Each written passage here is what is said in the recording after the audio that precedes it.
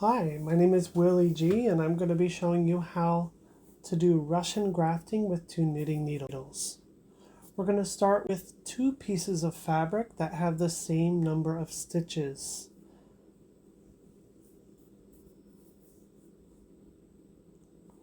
We're going to be putting them with right sides facing up, needles facing toward each other.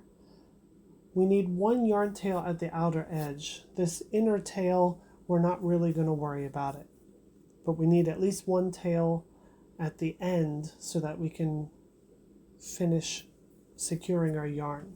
Now here's how it's going to work. We start with the pieces parallel to each other, but as we work the graft, each piece turns toward the other 90 degrees so that they're worked end to end.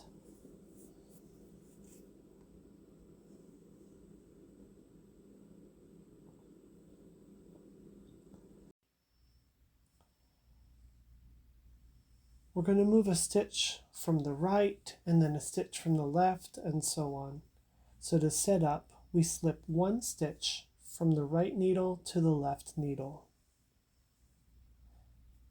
Then we lift the next stitch over and off the left needle. Now that our setup is done, we're ready to begin our work. Step 1, we go in through the first stitch purlwise,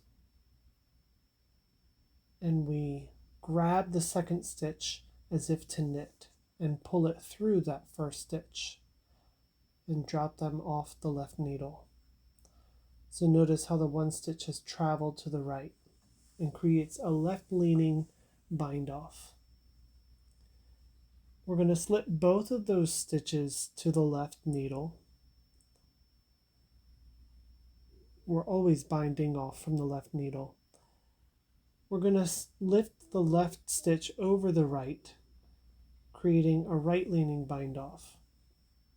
Now again, we go through the first stitch, we grab the second one knitwise and pull it through the first stitch. We slip 2 stitches to the left needle, and then we lift the second stitch over the first. We enter the first stitch, we grab the second stitch and pull it through. We slip 2 stitches to the left needle, and we lift the second stitch over the first and off.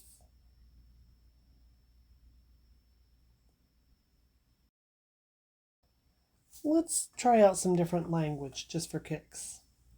Reach through, grab a friend, and pull them out. Then go and greet your neighbor and jump over them, as one does. Reach in, grab a friend, and pull them out. Then greet your neighbor and jump over them.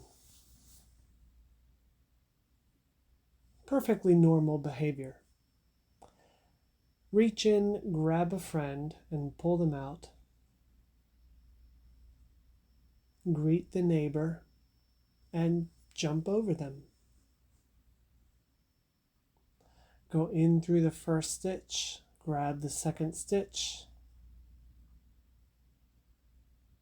slip 2 to the left and lift the second over the first.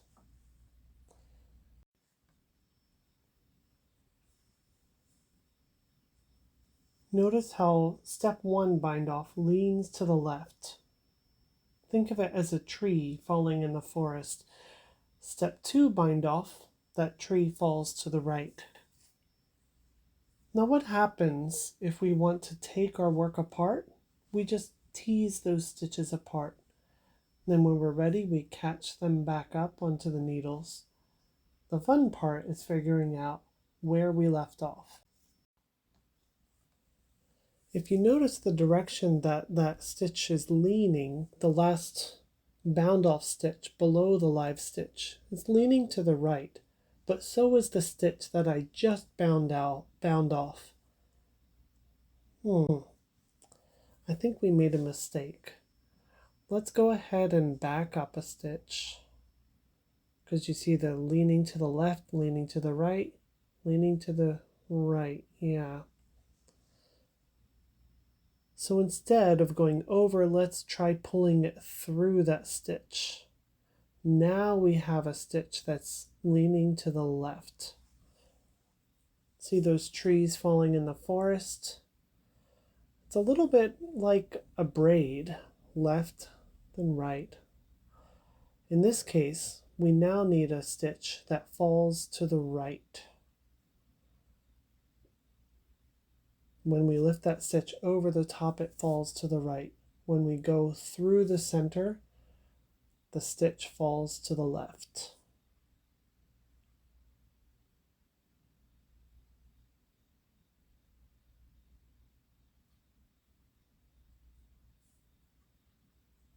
The bound off stitch is always on the outside.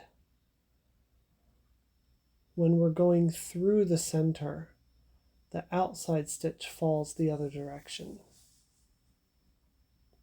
With 2 stitches left, we slide them to the left and lift the left stitch over the right. And if we're doing our due diligence, we'll pull that tail through the stitch instead of just pulling the whole stitch through. But you know, to each his own.